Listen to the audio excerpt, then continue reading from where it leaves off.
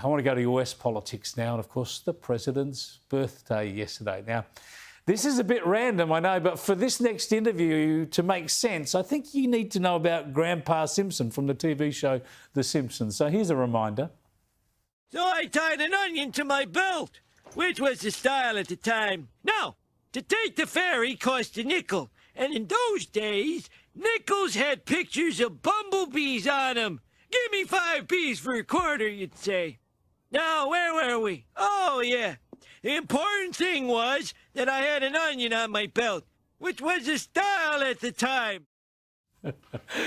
So you got to keep that in your mind, the idea of the senile Simpsons character who keeps telling pointless stories. Keep that in mind as I discuss President Joe Biden with Kristin Tate. I start by congratulating her on the president's birthday. Oh, thank you, Chris. You know, I don't think the media is spending a lot of time covering this, especially since you know, his age has been such a big factor in this upcoming election. Many Americans, the majority at this point, think this guy is way too old to be the leader of the free world. So the media is not doing a whole lot to draw attention to the fact that he's turned 81. Well, Joe Biden, he tried to laugh it off a little bit. At least I think he did. Either that or he was out by 21 years. Have a look. And by the way, it's my birthday today, and they can actually sing birthday music. I just want you to know it's difficult turning 60. Difficult.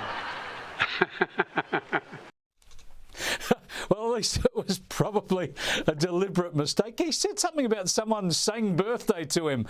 Dear, oh dear. Oh, I know. Good Lord. It is just so embarrassing. Did you ever watch The Simpsons, Chris? I mean, he's literally like Grandpa Simpson, who just kind of fumbles and fumbles around and gets lost and mumbles to himself. But it's far more terrifying now because this is the leader of the free world. But here's a great birthday gift for Uncle Joe. The polls are showing him way behind Donald Trump. Some polls at this point.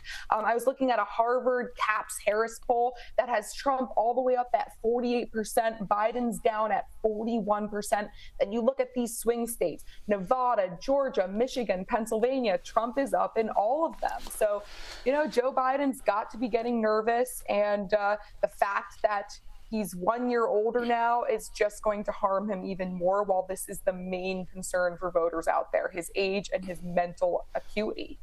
Well, of course, America is gearing up for Thanksgiving, and you have this ceremony where the president always pardons a couple of turkeys. He seems to make a meal of this. Have a look.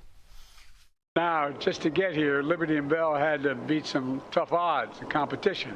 They had to work hard to show patience and be willing to travel over 1,000 miles.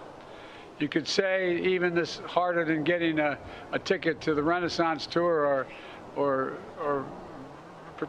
Britney's tour. She's down in, it's kind of warm in Brazil right now. Kristin, explain to us what he was saying there, please.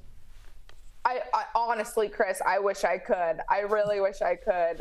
It's going to take me a while to get the cringe off my face after watching that. It is just, every day you think it can't get worse, and it somehow does. I mean, the fact that this is our president, while the entire globe, it seems, is in turmoil, is truly frightening. He can't even get through a coherent sentence in the English language. He can't, and I think the pop culture wizards tell us he got mixed up between Taylor Swift there and Britney Spears, but even an old bloke like me knows that Taylor Swift's all about the concerts and the tickets at the moment, and she's been in South America as well, so the president was way off beam there. But his press secretary is putting on a brave face. Our perspective is that it's not about age, it's about the president's experience. That's what we believe. And it's, you know, as they say, the proof is in the pudding. The proof is in the pudding. Can he really get re-elected on his record? Of course not. And his press secretary, she just speaks in cliches. She literally says something that's not true and follows it up with the proof is in the pudding. Biden hasn't accomplished anything. Everything is worse now that this man is in office. Inflation is up 19% since 2020. We have an open border with migrants flooding in. We have all of these wars breaking out around the world. Absolutely, this is not a president who can win re-election based on his record. That is delusional. All right, let's have a look at Donald Trump. He's made good use of the president's birthday by highlighting his own good health. He's submitted himself for a health check and he's put out a letter from the medicos here, and it says in part that President Trump's overall health is excellent and his cognitive exams were exceptional. He has reduced his weight through an improved diet and continued daily physical activity while maintaining a rigorous schedule.